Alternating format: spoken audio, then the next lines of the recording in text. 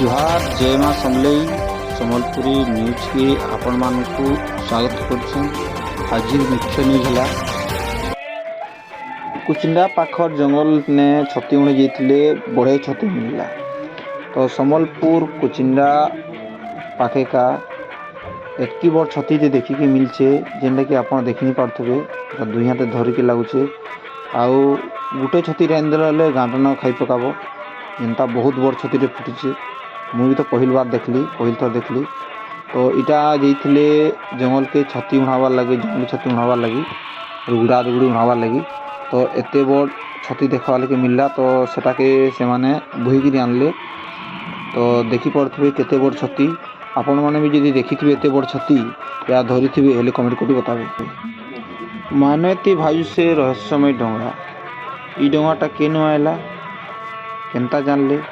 तो स्थानीय लोग मैंने देखले कि डोंगा बगी भी निस्बार अजगर सांप बगी जेनता फुली फुला जैसे पूरा अंदर लगला। तो सिन हम NDRF और जेन से गोताखोर मन के डाकले आउ सेनु जना पड़ला कि इटा गोटे डोंगा है जेनटा कि छत्तीसगढ़ में भासिक आसी। बंगोपसागर रे लघुचाप फेर हेबा वर्षा रुआ बेड़ा सार।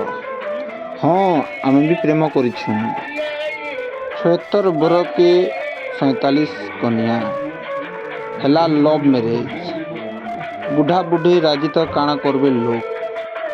हाँ क्या खबरटा मिच नुहे पूरा सत है। बुढ़ा बुढ़ी राजी तो क्या कहबे लोग। तो बुढ़ा बुढ़ी जेहेतु राजी अच्छन आउ एति बुढ़ा बयस बिहा हबार गोटे कारण अच्छे से लगी मैंने बिहा हेले जेन आम अजा बुढ़ा जेनटा अच्छे तार जी मैंने जेनटा थे बिहा कर सारी देलान लेकिन तार दुख सुख बुझवाली कहीं गोटे साथी नहीं थी। तो से बहुत दिन आगर ताकर स्थिति खराब हो जाते तो से जन के खुद तो फाइनाली जहाँ के बिहा हेले संगे भेट है नंबर दिया निया चलला आउ कथबार्ता भी लगले से लगे। तो बहुत जन कहते कि नहीं बिहा नहीं हम लगली लेकिन दिल तो पागल है क्या करेगा। तो आउ दुख भी बहुत लगुला आउ ताको साहाय्य करवा कई लोग बारती से लगी से मन दिया निया बिहा हेले।